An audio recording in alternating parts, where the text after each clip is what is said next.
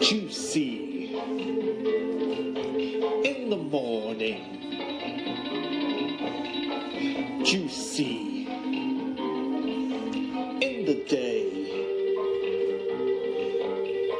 Juicy. For the most part. Looks like it's here to stay. Juicy. Like some fruit, see? Juicy. It's so juicy. Oh, so juicy. It's juicy. Very juicy. Juicy.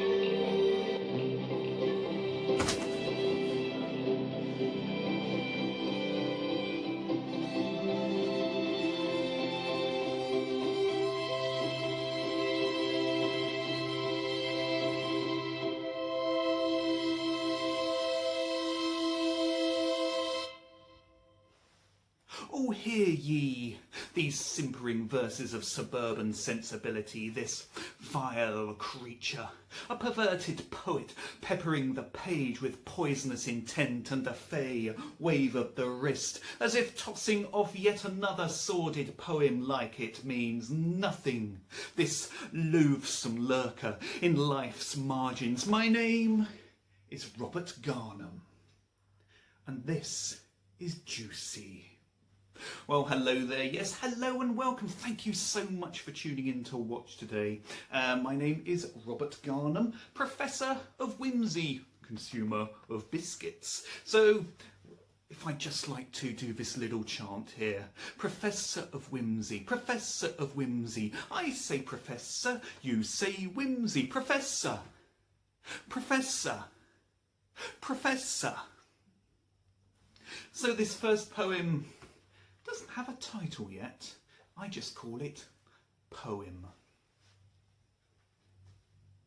I have probed the depths of literature, but my friend Mark only remembers the one poem I ever wrote, the one called Plop, and it goes something like this.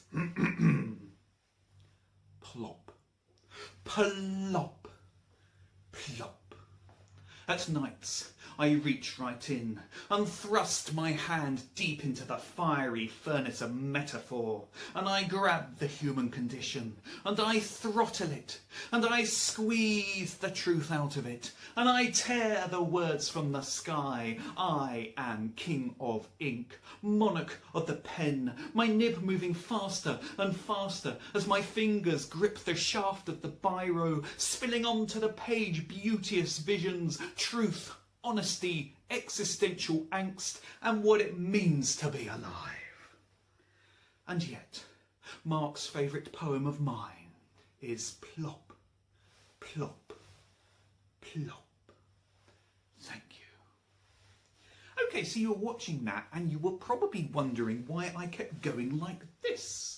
Well, there's a very good reason for that. It's because my friend Mark, he always comes round to my flat and he sits over there in the armchair like this.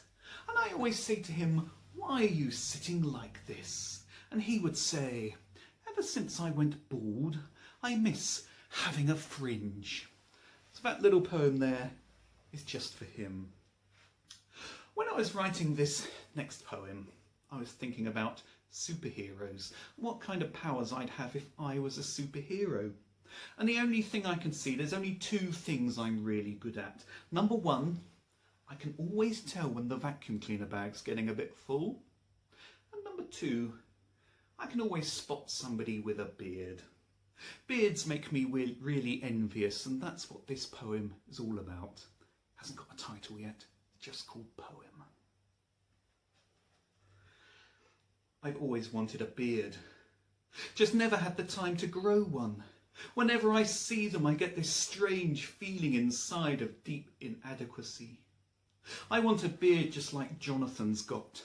I like the cut of his jib, beardy man. How lucky he is. Chinny chin chin keeps tickling while kissing. Probably.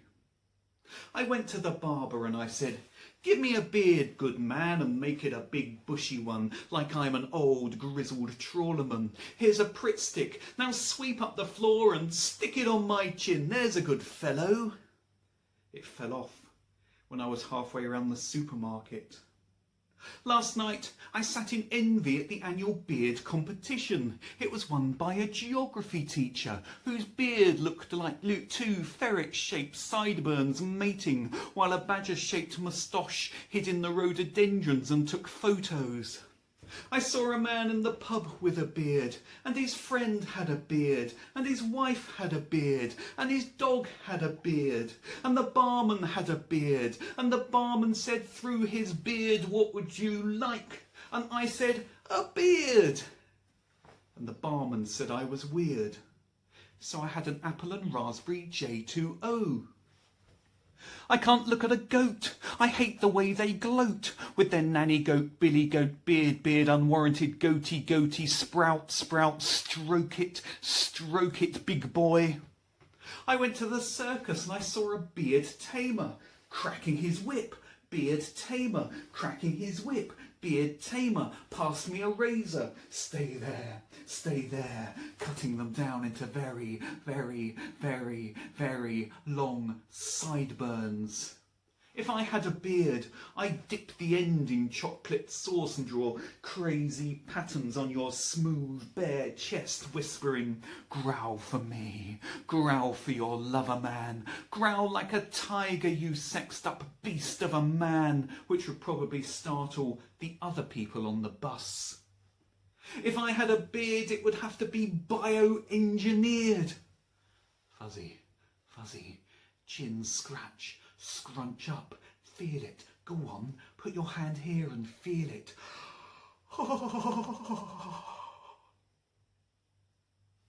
Thank you. Okay, so this next poem, guess what? It doesn't have a title yet, and I just call it Poem, and it goes exactly like this. 1, 2, 3, 1, 2, 3. I wish I had a cow, I would pat it on the head. It would sleep at night in a barn wrapped up in its bed. I wish I had a cow, I'd take photos so I had proof. I'd write for it bad poetry, improvised, on the hoof. I wish I had a cow, I'd tell everyone about it. I'd go on and on and on and on and on and on and on and on and on and on and on and on and on. On and on and on and on. But I wouldn't want to go on for too long. I wouldn't want to milk it. Thank you very much. This is called Poem. Hot surfer dude dancing on the wave. Hot surfer dude, you live a life I crave. Hot surfer dude, you are so very brave. Hot surfer dude, watch out for that walrus. Hot surfer dude, I'd invite you back to my beachfront surf shack, but you'd probably drip all over the floor. Thank you. Your eyes look like they're made of slugs. Yes, they are. Your ears are like 2 piles of sick. Yes, they are. Your breath's as rank as a devil's fart. Your face looks like a big slapped ass. Why the hell did I fancy you? And that was called Toby.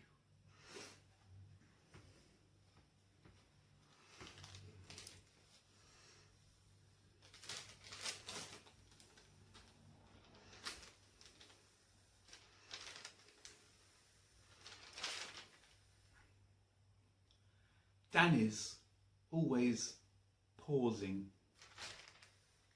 You talk to him and he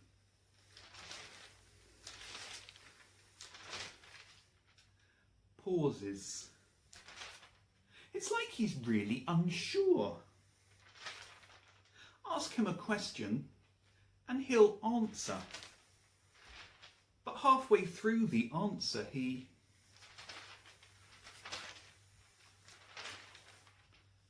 pauses. He stops what he's doing, considers every angle, ponders, prevaricates, and then he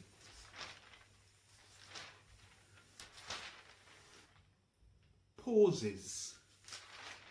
Go for it, I once said. He did, but it took a while. What with all the pauses. It's why he never gets good seats on the underground. He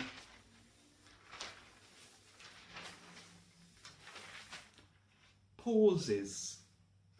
I asked him once his favourite animal. Tigers, he said. Is it their ears you like? I asked. Is it their tail? Is it their whiskers? No, he said. It's their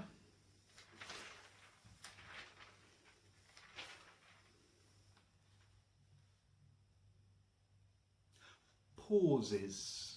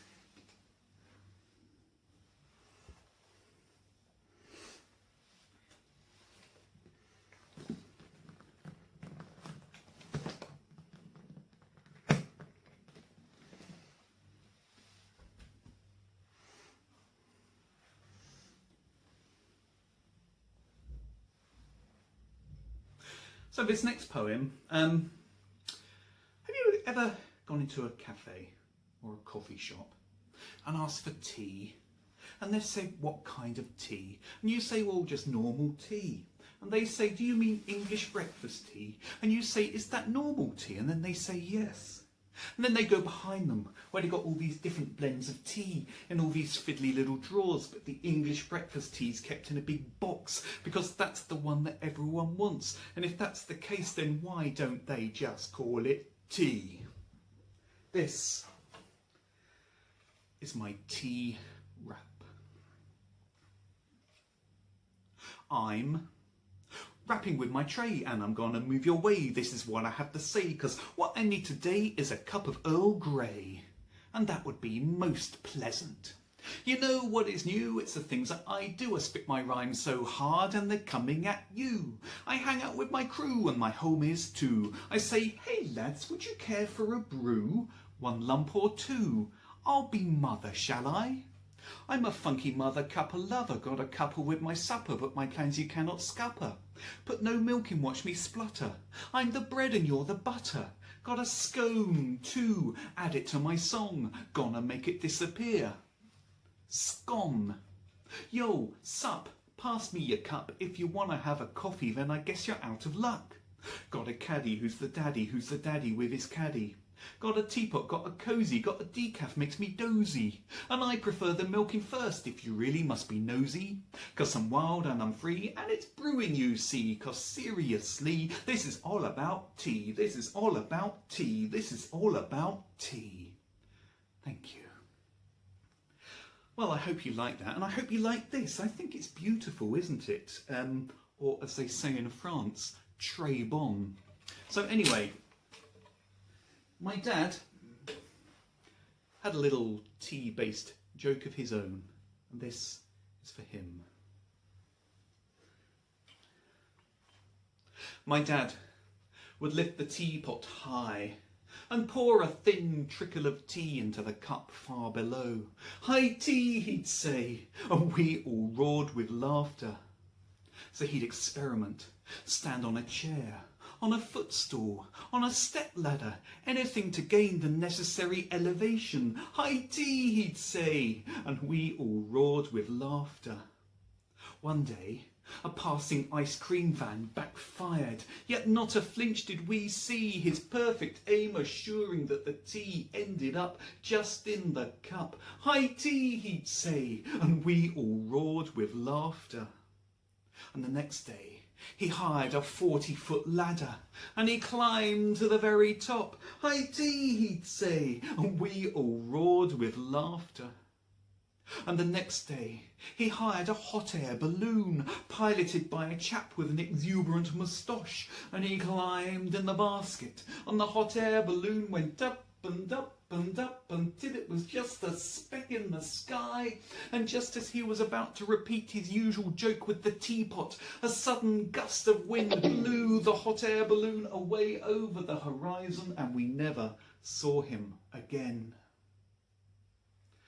"I never did like that teapot anyway," my mother said, "and since then we've always used tea bags."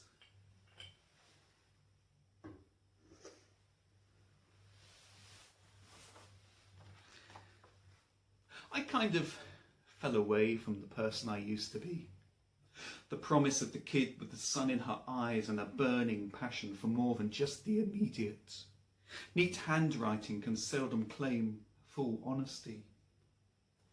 Old diaries attest to a forthright world, yet beneath the surface, a chaos very clearly of our own invention, the syntax of an emptiness writ so plain with its own substance. 10,000 truths cannot smother one lie.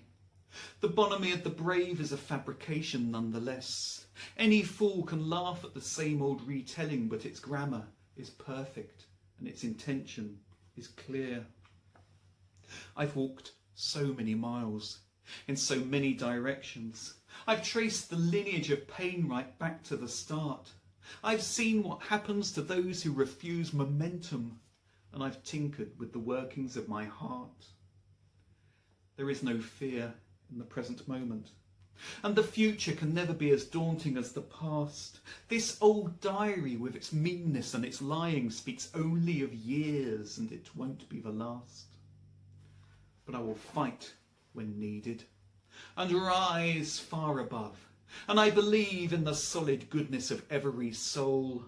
And I will applaud those who defeat whatever demons deem to mark each page with untrue thoughts, and I will cheer when fortune scores a goal. Old diaries attest to a forthright mind, yet beneath each line there are knowing winks written to my future self.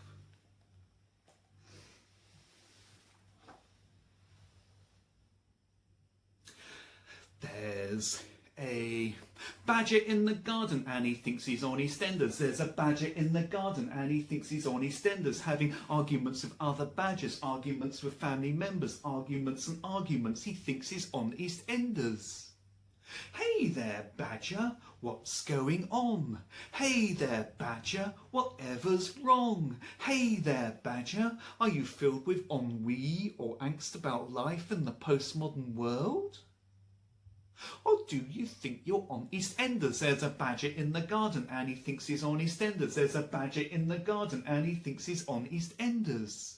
And I said, "Shoo, Mr. Badger, shoo and go away. Shoo, Mr. Badger, shoo and go away." And the badger said, "You having a laugh or something? What's it all about?" Thank you very much. Okay, so when I was writing this next poem, I was thinking about no, I wasn't thinking about superheroes. When I was writing this next poem, I was thinking about the Eurovision Song Contest. And I wanted to write something that would get into the Eurovision Song Contest and would represent the UK. So I've got the words, I've got the tune, just haven't got the music or anyone to help me with that kind of part of the song. So I'm going to do it for you now. Hasn't got a title yet. It's just called Poem. I want to live in a little house somewhere in the park. I'd have to light lots of candles whenever it gets dark. I'd buy myself a little dog just to hear it bark. Woof woof. I'd invent new grammar and a punctuation mark. Tiddly-om, pom pom, tiddly-om, pom pom. And as the winter splinters in, I'd have to light the fire. I'd collect lots of ornaments and things that I admire. I know it's not the sort of life to which you might aspire. It would be just like a church except without the spire on a monotheistic deity. Tiddly-om, pom pom, tiddly-om, pom pom. And I would write such poetry, making sure it rhymed. And I would use a stopwatch just to check its pace. It would be a fantasy away from the daily grind. I'd have to cuddle the handyman, I'm sure he wouldn't mind. Tiddly-om, pom pom, tiddly-om, pom pom. And did I mention the handyman? We cuddle up in bed. Such a randy handyman, I keep him in the shed. And every time I was up for it, oh Fred, I call oh Fred. Although his name was actually Sean, at least he gives good. Tiddly-om, pom pom, tiddly-om, pom pom. It doesn't matter what we do, our lives are meaningless. Now for crushing oblivion and eternal hopelessness, and never-ending loneliness and doubt and angst and hatred. And the eternal dichotomy between selfhood and the final and crushing truth that nobody has ever cared for you in the slightest.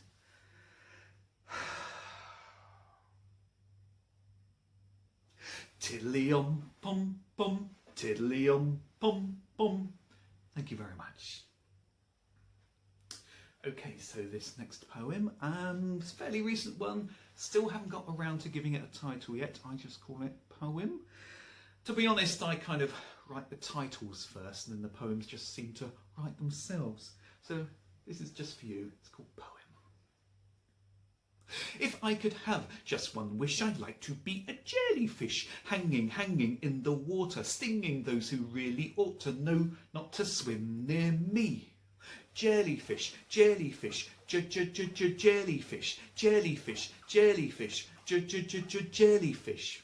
If I could be a sushi dish, I think I'd be some jellyfish, drizzled lightly with balsamic, tastes so good it's orgiastic. Jellyfish, jellyfish, jellyfish, jellyfish, jellyfish, jellyfish. My friend Pete, who says things and leaves gaps of 23.5 seconds, said to me, "Robert, you flobble and you wobble as you walk down the stairs. You look just like a..."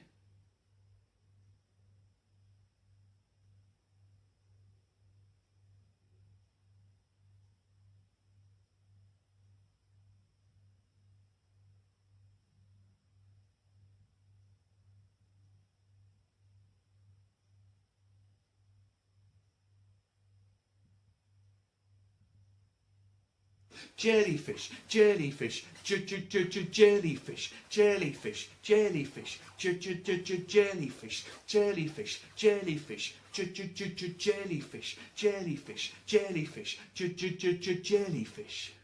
Thank you.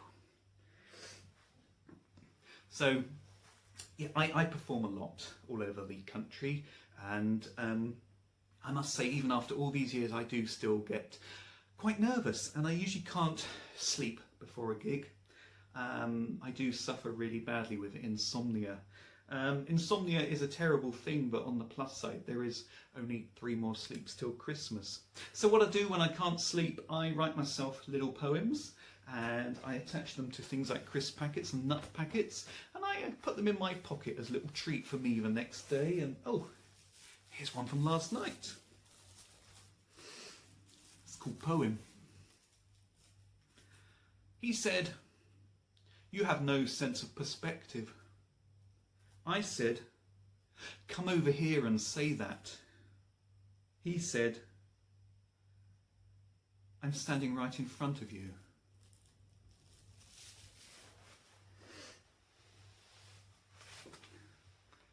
Okay, so this one hasn't got a title yet. When I was thinking about this gig, I was thinking of other major disasters, including the Titanic, which I often wish I could just go back in time and prevent it from happening, so that it would save us all from the hideous tragedy of having to watch that film. Anyway, this is how the poem goes. Hope you like it. You know, when the Titanic finally started to go under, I was in the toilet at the time. I thought something was amiss when I pulled the flush and a squid plopped out. I shouted to the missus, "There's a squid in here." And then I remembered that I wasn't even married. Someone yelled, "It's time to evacuate." I said, "I just have." Oh, Leo, come and save me. I'd seen him and his girlfriend on the front of the ship doing that arms wide thing. Oh, how romantic. I did the same thing later on with the love of my life. But then a seagull swooped down and stole my hamburger.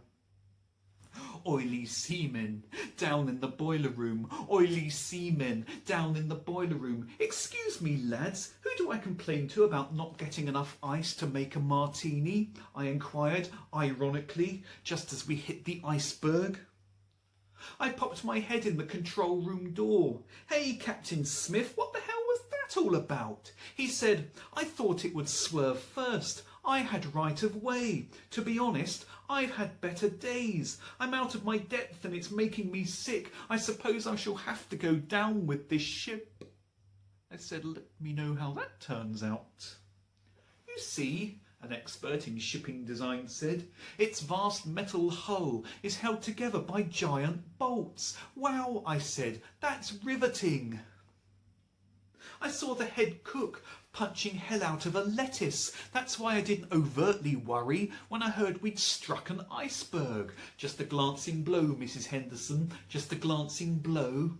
And the band played on and on and on. A life on the ocean waves, Handel's water music. "Hey you kids, hey you cool cats, do you know Beats International's Dub Be Good to Me? Tank fly, bus walk, jam nitty gritty, you're listening to the sound from the big bad city. This is jam hot.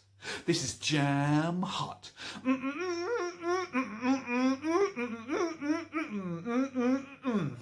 "No," they said, "we haven't heard of that one." Bulkheads filling with water, compartments filling with water, storage decks and engine rooms, all of them filling with water, which completely buggered up the snooker game I was playing when the ship started to tilt. "For God's sake," I said, as if the day couldn't get any worse. All the balls went into the bottom left. I knew something was going on because my opponent was a narwhal, using his long nose tusk as a snooker cue. Thank you.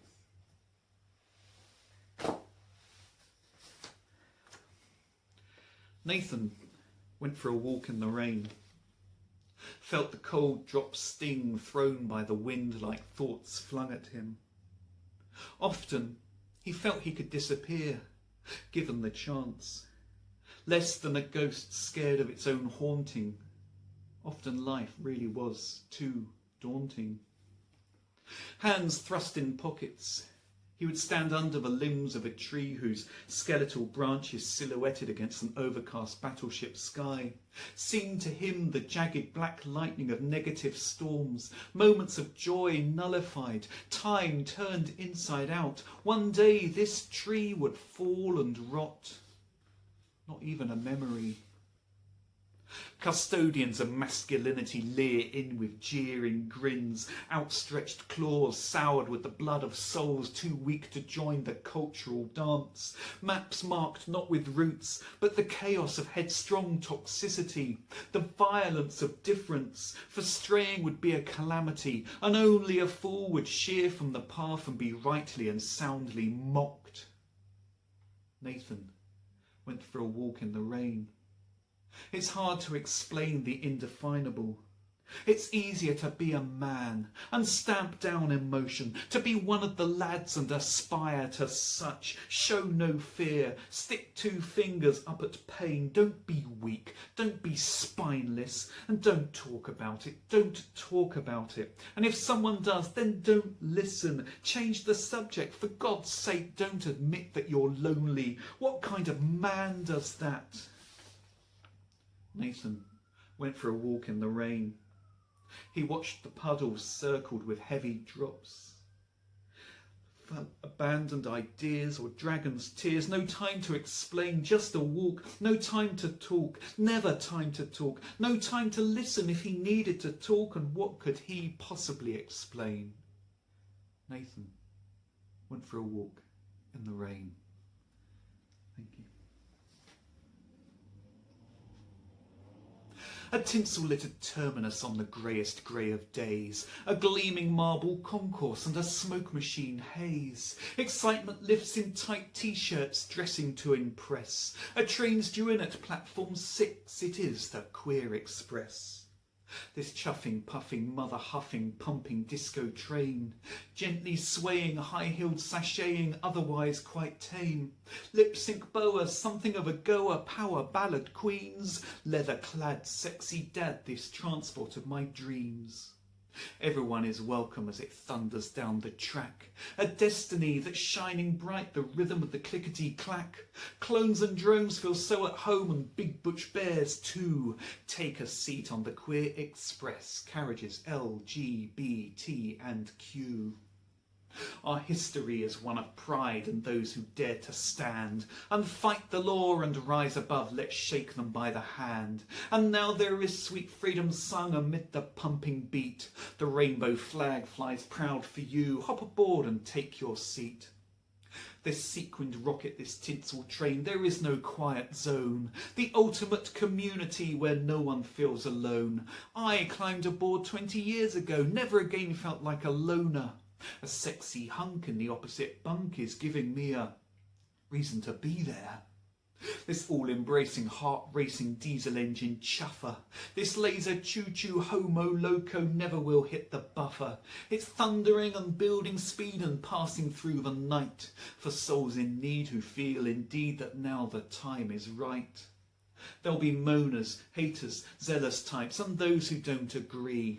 This train is there for everyone, and that's what makes us free. The point of life is that we live up to our history. And if you can't be what they want, you might as well just be.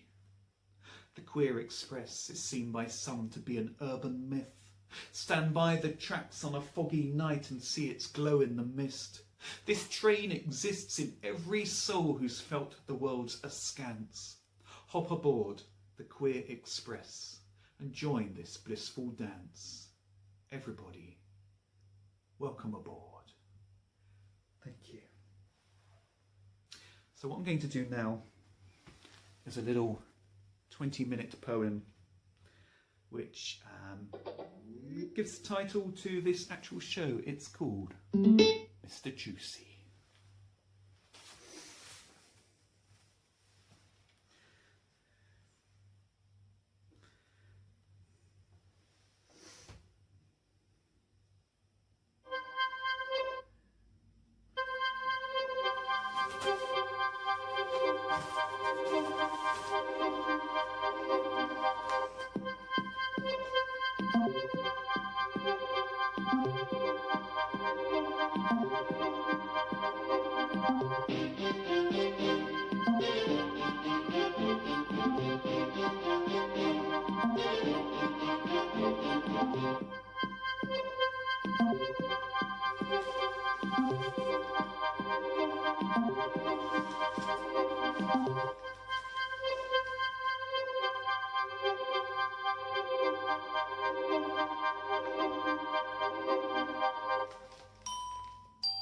British Falcon Flight 7633 to Norwich, now boarding at gate 6B. This is the first call for British Falcon Flight 7633 to Norwich, now boarding at gate 6B. Thank you.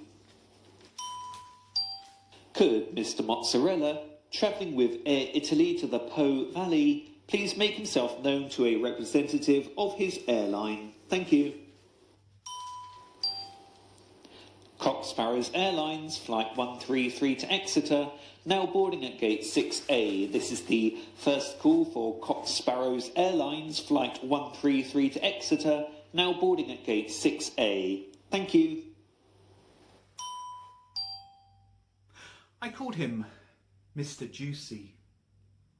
I met him at the gate of an airport departure lounge. He was flying to Norwich, I was flying to Exeter.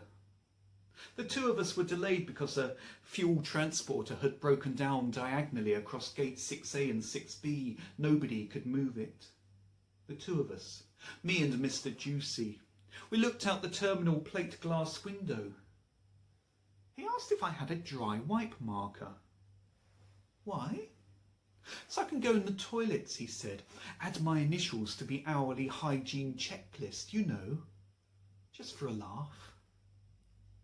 Men in high-vis jackets stand around, dumbfounded. Mr. Juicy, all grins, sits across two soft cushioned seats. I sit opposite from him and he watches as I stare at the floor. What are you doing? He asks. I'm looking at a small dot, part of the fleck effect of the tiled floor, concentrating on this insignificant dot. Soon I'll be hundreds of miles away, and the chance of seeing this tiny dot again would be very small indeed. You're weird, he said, but I like you. And I liked him. You know what it's like. Heavenly dreams and bright, bright lights, and angels singing so resplendent in rapturous ecstasy. That's me. Gate 6B, Manchester Airport, Terminal 3. So stunning was he that I quite forgot that I needed a wee. What right have you to be so cute? If you're the thief, my heart's the loot. You grabbed it out from inside me right here, right now at Terminal 3. And I was here just minding mine and thinking I was doing fine. When you wrecked my day, you know, and all because I find you so very cute and visually the sort of man who appeals to me, and now you go and shatter me with your masculinity. I find it hard to understand that I should fall for every man. You do it to me purposely, and that just makes it worse, you see. To sit right here and contemplate on how to ask you on a date, the subtle blend of dream and fate right here, right now at the terminal gate. I think that I've just lost my mind. I think that I've just lost my mind. I think that I've just lost my mind. I think that I've just lost my boarding card. No, wait, it's here in my pocket.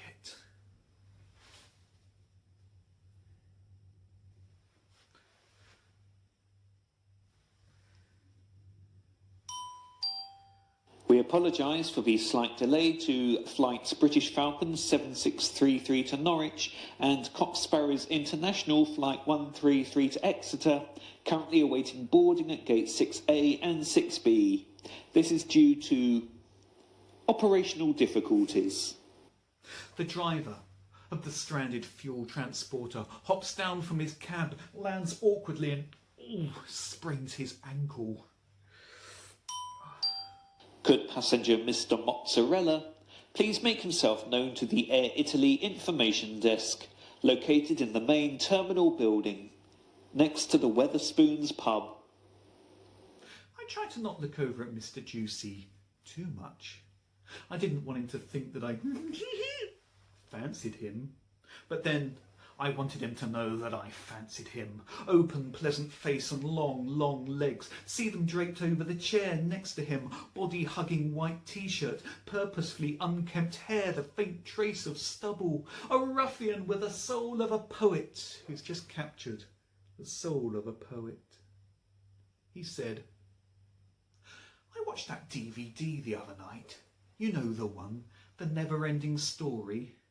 But I'm thinking of suing the film company because it was only on for 118 minutes. And another thing, how come the logo for Universal Pictures is just of planet Earth? And how come the Three Musketeers are called the Three Musketeers when there's 4 of them? And they don't use muskets. I smile and laugh. I wanted to know that I'm, not necessarily heterosexually configured, but I don't want to go too over the top, do I? You're so perfect, Mr. Juicy. Perfect, Mr. Juicy.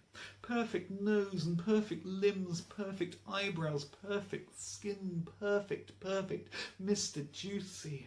I want to be with you, see?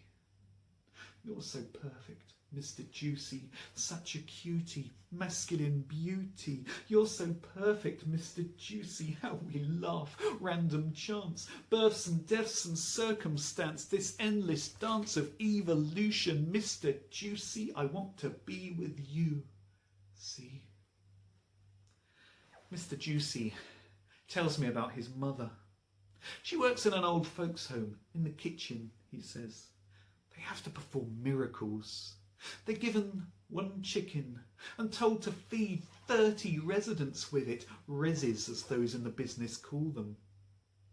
If somebody was not expected to live beyond the next evening, then their last meal would be rice pudding. Can you imagine? The solitary rice pudding, the solemn walk of death through the dining room, and all the other reses wondering who it was going to be presented with. Oh, poor Ethel. Ethel looks down sadly at her rice pudding. Her whole life has led to this.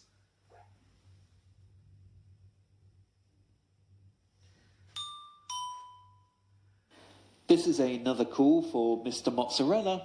That's Mr. Mozzarella. Please make yourself known to the Air Italy officials. The manager is waiting to hear from you. The head honcho. The big cheese. I like your body-hugging white t-shirt, I say to him.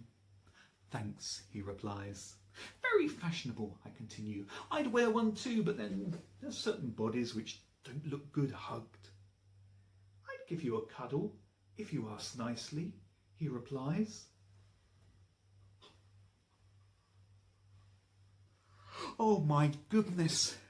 But like an idiot, I say nothing, and then when I do, I change the subject. At school we had some weird fashions. It was trendy in year 8 to have a tin of mackerel fillets in your shirt pocket. You were nobody unless you had a tin of mackerel fillets in your shirt pocket. And the teachers would always confiscate them. They always looked so healthy, our teachers. Must have been all that omega-3. And the poor kids, bless them, they'd come in with these Tesco's own brand mackerel fillets. Am I rambling?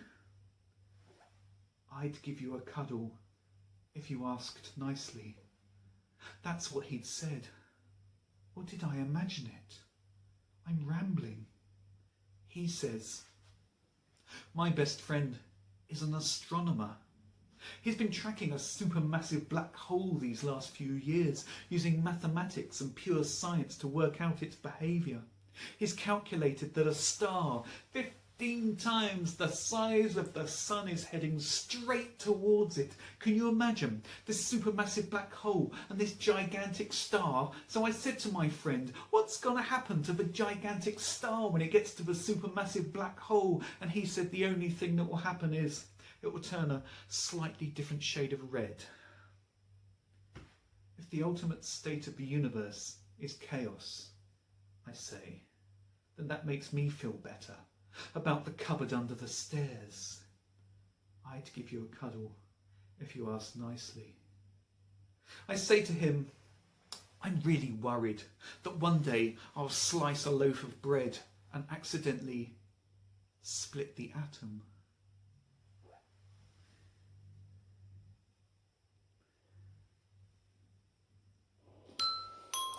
Ladies and gentlemen, once again we apologise for the delay at gates 6A and 6B. The operating difficulties are ongoing.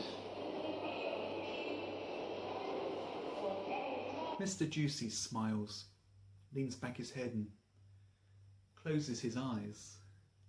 The sun comes out, lightly caresses his face. He looks so pure, unblemished by life, unworried by the immediate, unhurried, unsullied, unruffled, unfazed by the obvious, unmoved by the oblivious, unabashed, unapologetic, unholy, unmasked by circumstance, undressed by my imagination, untainted, unfettered, unforgettable, pure. He's so pure, he's so pure, he's so very, very pure, and I want to see such more of this man who is so pure. He's so cute, such a brute, life with him would be a hoot, and I'm sure that I would suit being with someone so cute. He's a dream, such a dream, he's the best I've ever seen. We'd be really quite obscene, if you know just what I mean. Pure as a summer rose, ensconced in morning dew, pure as the morning air after a thunderstorm's been through, pure as linen sheets which are totally brand new, pure as a particularly pious kangaroo. He's so lush, really lush, I bet I could make him blush. Now he's turned my heart to slush. This is more than just a crush, probably. Work of art, got my heart. I bet he doesn't even fart. And if he does, his friends remark, say, did it just get purer in here? He's so pure, he's so pure, he's so very, very pure, and I want to see much more of this man who is so pure.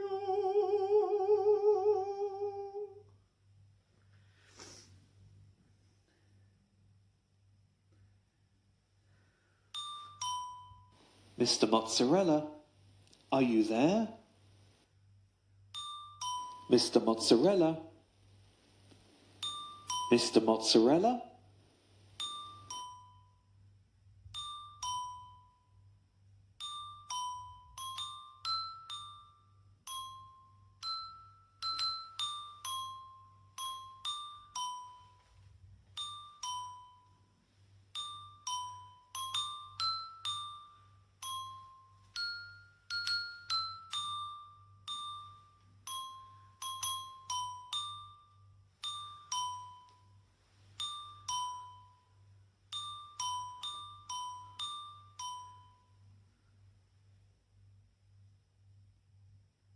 Where am I? You fell asleep, Mr. Juicy says. Great, that means I can now tell people I've actually slept with him. What's the latest? They've stretchered the driver away. Now they're trying to move the fuel transporter, but some fuel has spilled out and they're trying to mop it up. I tell him that just before my mother was born, the cleaner came in the room in the hospital, wrung the mop out of the window and the head fell off. How's that for an omen? What right has he to be so gorgeous? What has he ever done to deserve it? Why not me? Why not everyone who's gazed in the mirror, felt naught inside but pale horror, wanted to change the world, wanted to be loved? I'm attracted to him so much that I'm starting to hate him. With his witty conversation and his affected nonchalance, he chats to me not that he enjoys the fact of my existence or that he wishes to impress me, but merely because it is so easy for him. I mean nothing to him. I'm a momentary distraction. He's got a nice arse. In half an hour's time, he'll forget I ever existed. In half an hour, I'll be thinking of lost opportunities.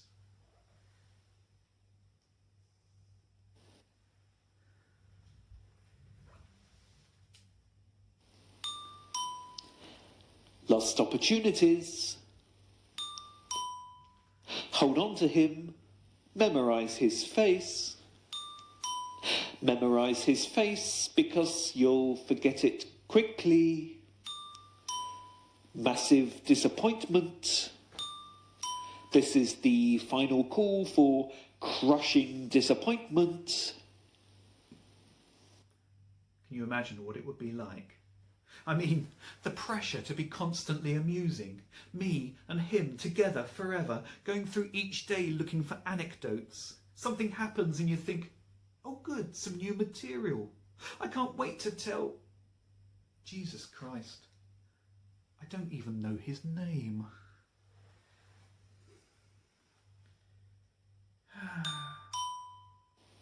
Ladies and gentlemen, thank you very much for your patience. Comes the voice of doom signalling the end of a romance. We're about to begin boarding flights 7633 to Norwich and flight 133 to Exeter at gate 6A and 6B. Where the future will dissolve and crumble like an overcooked meringue. Please have your passport and boarding card ready for inspection. That's us, he says. We're on different planes, I point out. I know, he replies. Two parallel queues start to form at gate 6A and 6B. He gathers his belongings. It's been nice talking to you, I tell him. Yes, he says. Yeah, it has. Two queues in tandem, shuffling forwards. And I feel sick inside, incapable of telling him and stunted by social constrictions that stand in the way of us and a lifetime together. But I'd hate it. Two queues shuffling forwards. Is it not better, I tell myself, to let him be, to preserve this as the most perfect moment of all, a love so deep that none was ever shared? Two queues shuffling forwards. He's there out the corner of my eye, and I'll never see him again. To know more now would spoil it forever. I don't even know his name. Two queues shuffling forwards. The skies await, and with them all is gone. Bye, he says, smiling. His queue is moving faster. I'm momentarily distracted by a kerfuffle ahead. I'm sorry, Mr. Mozzarella, the attendant says. This isn't your flight. Po Valley is what you want, Mr. Mozzarella, not Exeter. This is the plane to Exeter. It holds up the queue.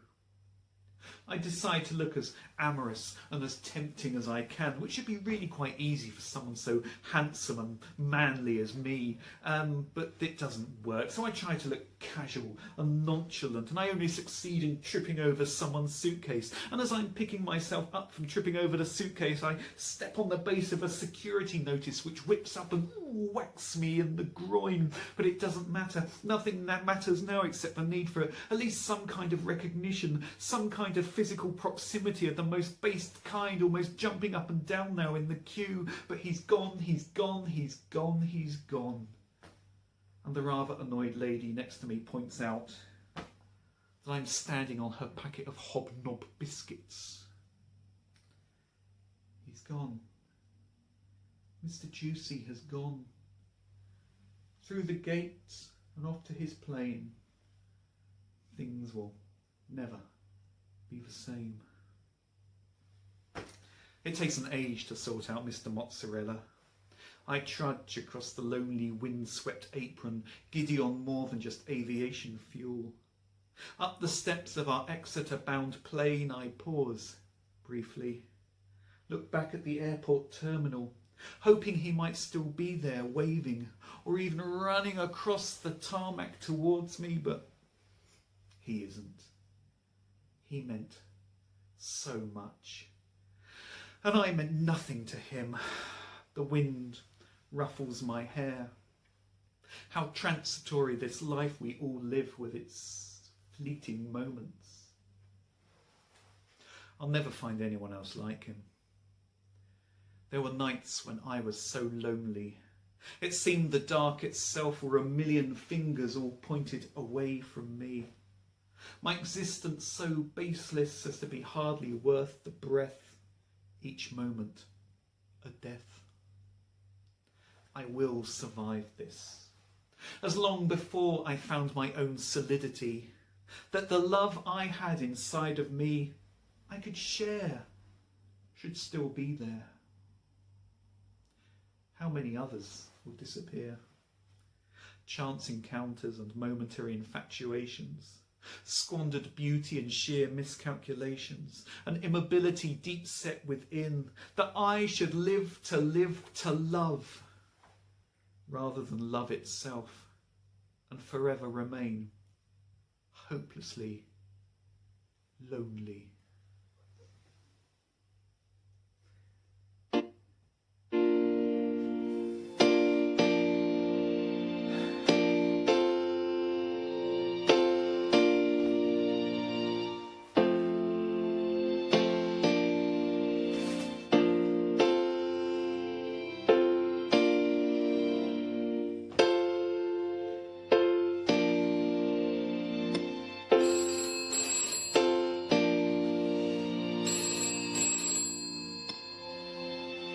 For goodness sake, Robert, you should have just gone for it. Doesn't matter if you make a complete idiot of yourself. When has that ever mattered?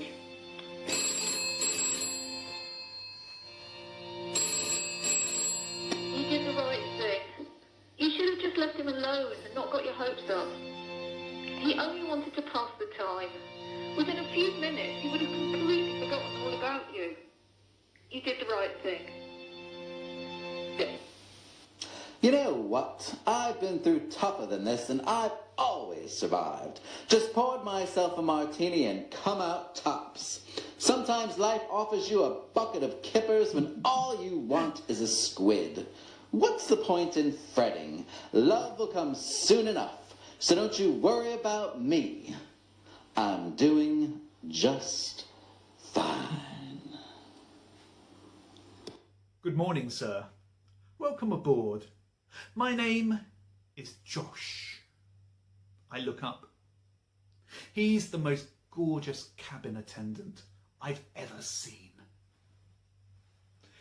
Well, thank you very much. That was Mr. Juicy, and that was my show, Juicy. I hope you really enjoyed it. Check out for what I'm doing. There's some. My website is www.professorofwhimsy.com, and you know what? Even after all of this and everything that's happened, Mark's favourite poem of mine is Plop, Plop, Plop. Thank you very much. Hope you have a lovely evening. Thank you very much. Bye.